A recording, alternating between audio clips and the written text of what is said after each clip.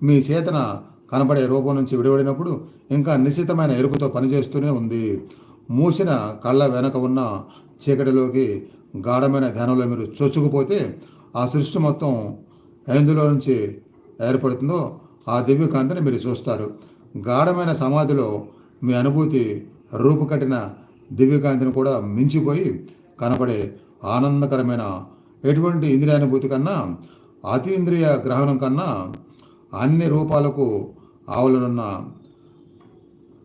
అయినప్పటికీ అనంతంగా ఎంతో వాస్తవమైన ప్రత్యక్షమైన సర్వ దివ్యానందకర చైతన్యంలోకి ప్రవేశిస్తుంది. ధ్యానంలో అలా మన దృష్టి అంతరాత్మ ఏకాగ్రత ప్రవేశిస్తుంది.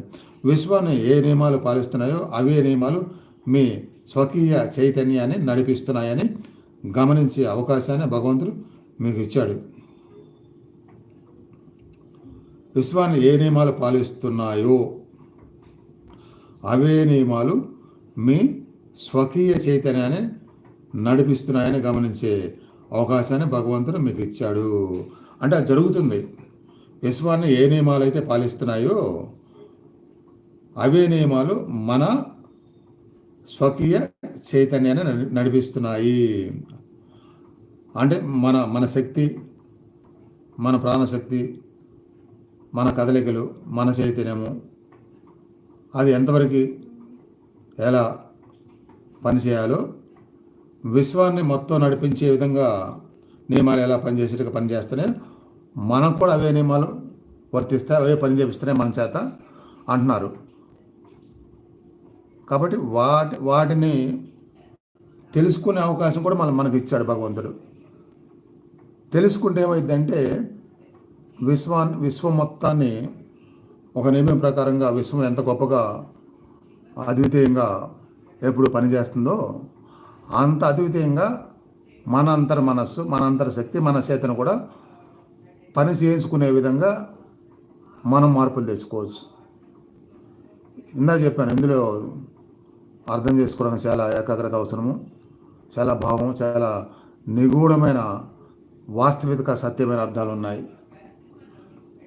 ఈ ఒక్క 2 లైన్లో అంత గొప్ప విషయం ఉందన్నమాట. విశ్వాన్ని ఏ నియమాలు పాలిస్తున్నాయో అవే నియమాలు మీ స్వకీయ చైతన్యాన్ని నడిపిస్తున్నాయి అని గమనించే అవకాశాన్ని భగవంతుడు ఇచ్చాడు. అవి నడిపిస్తున్నాయి, అది కరెక్టే అని భగవంతుడు నడిపిస్తున్నాయని భగవంతుడు చెప్తున్నాడు. దాంతోపాటుగా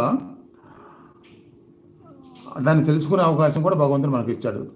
ఆ తెలుసుకునే అవకాశాన్ని ఉపయోగించుకొని యోగానందల గారు తెలుసుకొని మీరు కూడా తెలుసుకోవచ్చని మనం చెప్తున్నారన్నమాట. అలా తెలుసుకున్న నాడు అతీంద్రియ శక్తులు మనకు అర్థమవుతాయి, విశ్వశక్తి మనకు అర్థమైద్ది, విశ్వశక్తిని మనం ఎలా ఉపయోగించుకోవాలో మనకు అర్థమైద్ది.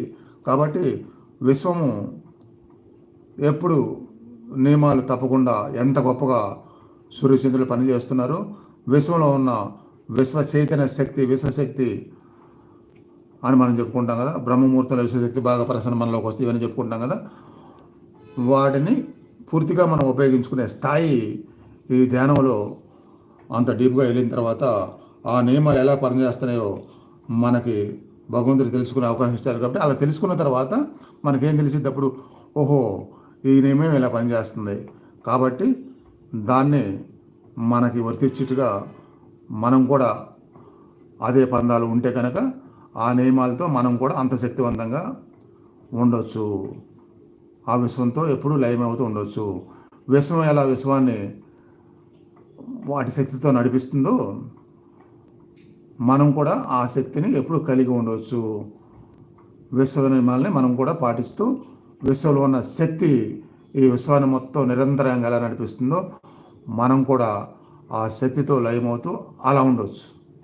విశ్వ చైతన్య శక్తితో మనం కూడా అలా ఉండవచ్చు. విశ్వం ఎంత గొప్పగా ఉంటుందో మనం కూడా అలా ఉండవచ్చు. విశ్వం అంటే, విశ్వ చైతన్యం అంటే నిరంతరాయంగా భగవంతుని నుంచి ప్రసరణ జరుగుతూ ఉంటుంది, ఎల్లప్పుడూ జరుగుతూ ఉంటుంది. కాబట్టి ఎల్లప్పుడూ జరిగేదానికి మనం దూరం అవుతున్నాం. ఇందాక చెప్పారు, మనసులో ఆ అలజడులు ఉంటే భగవంతుని మీలో ఉండడం అని చెప్పి, అవి లేకుండా మనసుని మనం చేసుకునే స్థాయి పెరిగే కొద్దికి అప్పుడు ఆ విశ్వ చైతన్య శక్తిలో మనం లయమవుతూ ఉంటాం. కాబట్టి ఆ శక్తిని మనం